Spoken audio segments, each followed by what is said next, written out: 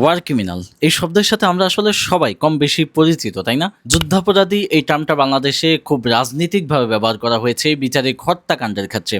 বিশ্ব গণমাধ্যম এটাকে কিভাবে ব্যবহার করে, বিশ্ব গণমাধ্যমে এটার প্রয়োগ কিভাবে হয়, বিশ্ব রাজনীতিতে ওয়ার ক্রিমিনাল শব্দের প্রয়োগের মাধ্যমে কি কি খেলা চলে, চলেন সেসব খুঁটিনাটি বিষয় একটু সংক্ষেপে জেনে নেওয়া যাক। ২০২৩ সালে আন্তর্জাতিক অপরাধ আদালত ভ্লাদিমির পুতিনের বিরুদ্ধে গ্রেপ্তারি পরোয়ানা জারি করে তাকে যুদ্ধাপরাধী ঘোষণা করা হয়। ইউক্রেনে অনেক বেশি যুদ্ধাপরাধ ঘটেছে এমন সংবাদগুলি আসলে মিডিয়াতে আসতে থাকে।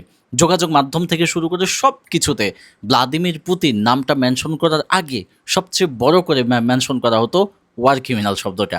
এবং এটা শুধু ভ্লাদিমির পুতিনের ক্ষেত্রেই প্রথম না, এটা সাদ্দাম হোসেনের ক্ষেত্রে ব্যবহার করা হয়েছে।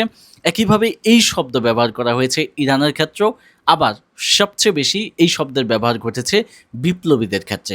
মানে সিরিয়ার যে বর্তমান প্রধানমন্ত্রী আছে, যিনি শাসক বর্তমান, আহমদ আল সারা, তার ক্ষেত্রে এটা খুব বাজেভাবে ব্যবহার করা হয়েছে। উসামিল লাদেনের ক্ষেত্রে এটাকে ব্যবহার করেছে মাত্রাতিরিক্তভাবে।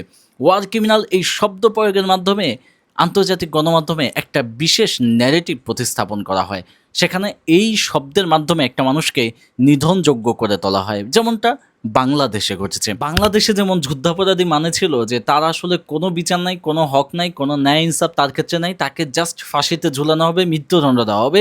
ঠিক একইভাবে বিশ্ব গণমাধ্যমে ওয়ার ক্রিমিনাল শব্দটা এইভাবেই ইউজ করা হয়। ইন্টারেস্টিং ব্যাপার হলো এই ব্যাপারটা শুধুমাত্র পশ্চিমা আদর্শের বিরুদ্ধে যারা, পশ্চিমা স্বার্থের বিরুদ্ধে যারা, তাদের ক্ষেত্রে ব্যবহার করা হয়। তাদেরকে ওয়ার ক্রিমিনাল ট্যাগ দেওয়া হয় এবং তাদেরকে নিধনযোগ্য করে তোলা হয়।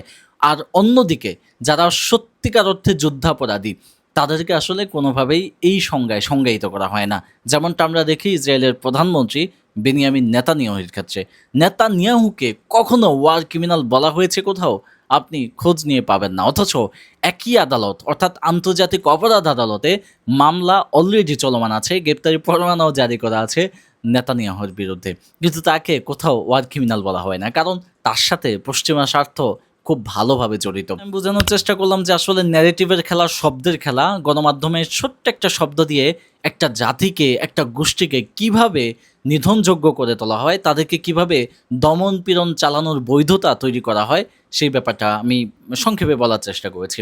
পরবর্তী ভিডিওতে আরও বিস্তারিত কোনো বিষয় নিয়ে কথা হবে ইনশাআল্লাহ।